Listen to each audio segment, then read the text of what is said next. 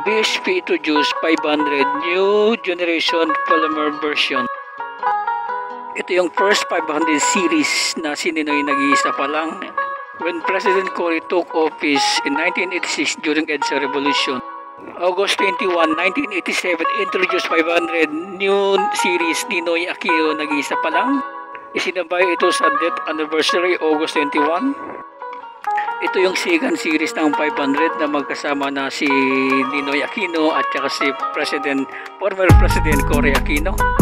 Ito yung when President Benigno Aquino III na naging presidente.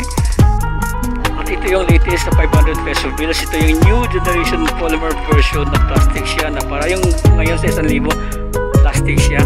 At ito ay na-introduce ngayon lang December 2024 sa Malacanang Palace kasama si Bangko Sentral, Governor at si Presidente Bongbong Marcos. Naging controversial ito kasi nawala yung dating presidente na si Cory Aquino at saka si dating senador si Ninoy Aquino.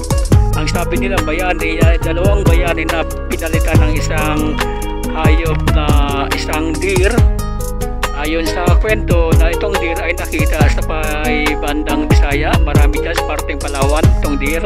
Mabuti na lang deer, hindi crocodile nilagay. Mas okay na itong deer dahil dito sa ginawa ng Bangko Sentral ng Pilipinas, umalma si Bam Aquino. Nagalit si Bam Aquino na dapat magpaliwanag si Bangko Sentral bakit tinanggal yung dalawang bayani sa 500 peso bill. Sa post ni Bam Aquino, kailangan magpaliwanag ang Bangko Sentral sa desisyon nilang tanggalin ang mga imay ng ating bayani at nakaraang Pangulo sa ating pera. Sila ay mga Pilipino na dapat tinutularan ng lipunan at hindi dapat binubura. Kung meron bang mga tao sa BSP na nag-isip na mas pabor sa Malacanang ang bagong disenyo na tinanggalan ang mga mahalagang Pilipino sa ating kasaysayan, nagkakamali sila. Sa panahon na kailangan ng pagkakaisa ng taong bayan, lalo lang nilang hinati ang bansa sa kanilang ginawa. Yun, galit na galit at lakas si Senator Bam Aquino sa ginawa ng Bangko Sentral ng Pilipinas. First quarter ng 2025, magsisirulit na ito sa buong bansa.